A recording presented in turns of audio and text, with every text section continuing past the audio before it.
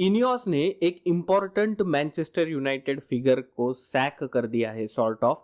और उनका नाम है डैन एशवर्थ, हमारे अपने स्पोर्टिंग डायरेक्टर, जिनके लिए इनियोस ने न्यू कैसल के अगेंस्ट ऑलमोस्ट कोर्ट केस में उतर गए और कॉम्पेंसेशन पैकेज एग्री करके। फेब्रिजियो रोमानो का एक ट्वीट है जहां पे उन्होंने कहा है कि 3 मिलियन के आसपास कॉम्पेंसेशन पैकेज एग्री किया।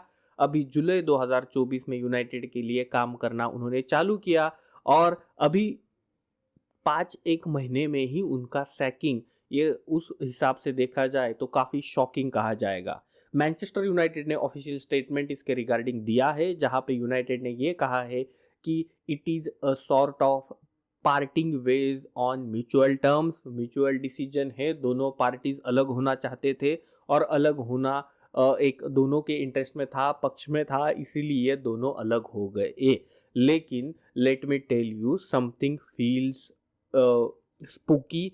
यहाँ पर कुछ दाल में कुछ काला नहीं, पूरी दाल ही काली है ऐसा कहा जाए तो उसमें दो राय नहीं होगी।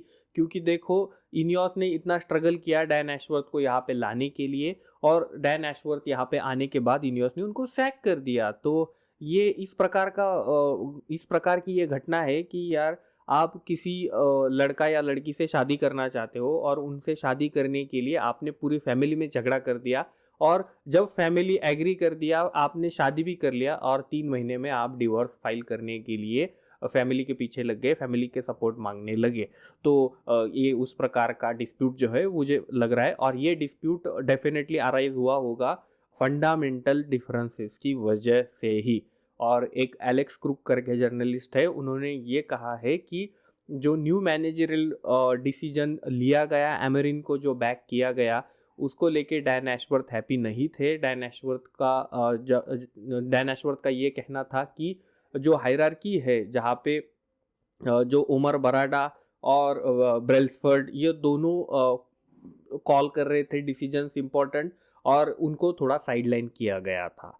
तो उनका फेवरेट कैंडिडेट मैनेजरियल जो था वो गैरेथ साउथगेट था, वेराज ये दोनों चाहते थे कि एमरिन या फिर उनकी प्रोफाइल जैसा मैनेजर जो है वो यूनाइटेड में होना चाहिए।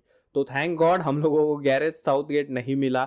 और अगर इस टाइप की वजह से, इस प्रकार की वजह से अगर उनको ये म्यूचुअल पार्टिंग ऑफ वेज अगर हुआ होगा, तो I think it is a correct decision by Ineos again. But somewhere it reflects badly on Ineos profile, क्योंकि इतना होमवर्क करने के बाद भी इनियोस का ये डिसीजन जो है वो रॉन्ग हुआ था। लेकिन मैं यहाँ पर ओवर क्रिटिसाइज भी नहीं करना चाहूँगा इनियोस को। उन्होंने अपना खुद का डिसीजन यहाँ पे सॉर्ट ऑफ एक्सेप्ट करके उसको रेक्टिफाई करने के स्टेप्स जो है वो ऑलरेडी इनिशिएट भी कर दिए हैं, which started with the sacking of Dan Ashworth.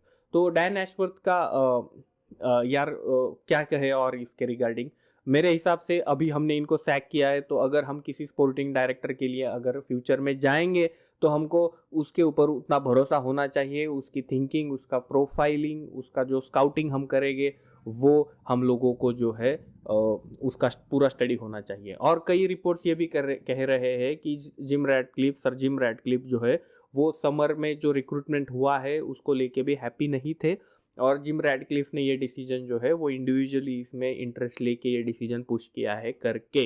तो यार आप बताओ अपने थॉट्स क्या है, ये डैन एशवर्थ का जो सागा अभी एंड हुआ है, जो मुझे लगता है जनवरी फरवरी से स्टार्ट हुआ था, और अभी उसका एंड जो है हमने देखा है।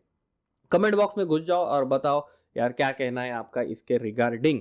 और चैनल को सपोर्ट करना मत भूलना, सब्सक्राइब करना मत भूलना, आपके भाई को यार कुछ इनकरेजमेंट करना मत भूलना। और फिर मिलेंगे। आज हम सोच रहे हैं वॉच अलॉन्ग करेंगे लाइव मैच का, देखते हैं क्या होता है। और तब तक के लिए बाय बाय, टेक केयर।